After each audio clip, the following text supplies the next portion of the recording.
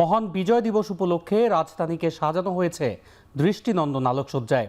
সরকারি অফিস সহ ঢাকার বিভিন্ন পয়েন্ট ও স্থাপনায় ফুটিয়ে তোলার চেষ্টা করা হয়েছে বিজয় দিবসের বিভিন্ন চিত্র।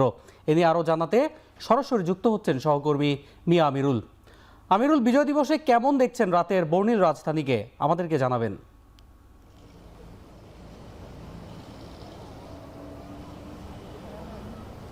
নয়, বলা চলে একেবারে বিজয় উদযাপনের যে সব ধরনের প্রস্তুতি সেটি নগরবাসী আয়োজন করেছে এবং সেই সাথে তারা প্রস্তুত রয়েছে। আমরা যেমনটি লক্ষ্য করছি, বিজয়ের যেহেতু কিছুক্ষণ পরেই রাত 12টা বাজতে যাবে এবং সেই 16ই ডিসেম্বরের যে আবহ কিংবা 16ই ডিসেম্বর ঘিরে যে বিজয় উদযাপন সেটি ঘিরে মূলত আমরা দেখতে পাচ্ছি যে রাজধানী জুড়ে সবাই বলা চলে বেশিরভাগ মানুষই তারা পরিবার পরিজন নিয়ে তারা নেমে এসেছেন রাস্তায়। এবং আপনাকে যেমনটি লক্ষ্য করছি, দেখানোর চেষ্টা করছি যে সুপ্রিম কোর্টের যে ভবনটি রয়েছে সেখানটায় মূলত আলোকসজ্জায় সজ্জিত করা হয়েছে। এবং এই ছাড়াও আমরা যেমনটি লক্ষ্য করছিলাম, রাজধানীর বিভিন্ন জায়গায় ঘুরছিলাম, যেমনটি লক্ষ্য করছি যে সবগুলো সরকারি বেসরকারি গুরুত্বপূর্ণ স্থাপনা সবকিছু কিন্তু আলোকসজ্জায় সজ্জিত করা হয়েছে। এবং আপনি হয়তো লক্ষ্য করছেন যে বেশিরভাগই হচ্ছে পরিবার পরিজন নিয়ে, তারা পরিবারের যে ছোট সদস্য রয়েছে তাদেরকে নিয়ে অনেকে কিন্তু এসেছেন এই মধ্যরাতে। তারা কিন্তু বিজয়ের যে ক্ষণ তারা কিন্তু সেটি গণনা করছেন কিছুক্ষণ পরই।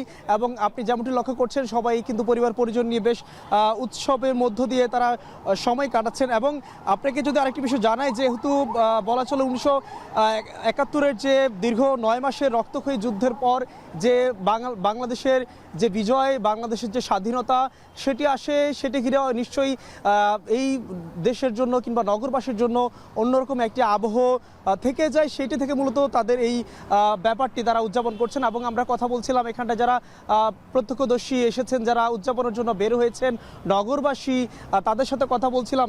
তারা যেমনটি বলছেন যে বিজয়ের যে আবহ কিংবা বিজয়ের যে উল্লাস সেটি যেমনইভাবে রয়েছে তেমনইভাবে তারা কিন্তু বর্তমান সমসাময়িক আইন শৃঙ্খলা নিয়েও কিন্তু তারা কথা বলছেন। যদিও সবকিছুর পরও তারা কিন্তু বিজয়কে বেশ ভালোভাবেই উদযাপন করছেন। এবং যেহেতু বলা চলে প্রায় 54 বছরের যে পূর্তি বিজয় দিবসের, সেটি ঘিরে মূলত রাজধানী জুড়ে বেশ কিছু গুরুত্বপূর্ণ স্থাপনা থেকে শুরু করে সব জায়গায় প্রস্তুতি নেওয়া হয়েছে। যেহেতু কাল সকাল থেকেই কিংবা প্রথম প্রহর থেকে মূলত আনুষ্ঠানিকতা শুরু হবে। এবং আপনি হয়তো লক্ষ্য করছেন এখানটায় যেমনটি পরিবারের ছোট সদস্যকে নিয়ে তার বাবা এবং মা তারা কিন্তু বিজয়ের যে আনন্দ সেটি ভাগাভাগি করছেন। আমরা কিন্তু আপনাকে সেটি দেখানোর চেষ্টা করছি। এবং এর আগেও আমরা কিন্তু রাজধানীর অন্যান্য যে এলাকাগুলো রয়েছে, মিরপুর, মোহাম্মদপুর থেকে শুরু করে বেশ কিছু এলাকায় আমরা ঘুরছিলাম।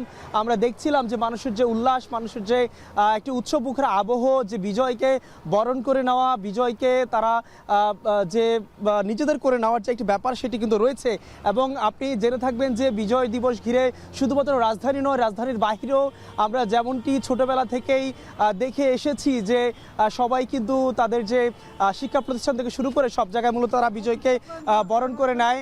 এবং একইভাবে আপনি হয়তো লক্ষ্য করছেন আমার ঠিক এ পাশটায় যে তারা কিন্তু পরিবারের সদস্যদেরকে নিয়ে তারা বিজয়ের যে উল্লাস, বিজয়ের যে উদযাপন সেটি করছেন। এবং একই সাথে তারা যেটি বলছেন যে বিজয়ের যে আসল যে ব্যাপারটি রয়েছে সেটি যেন দেশে বিরাজ করে, তারা কিন্তু সেই প্রত্যাশা ব্যক্ত করছেন।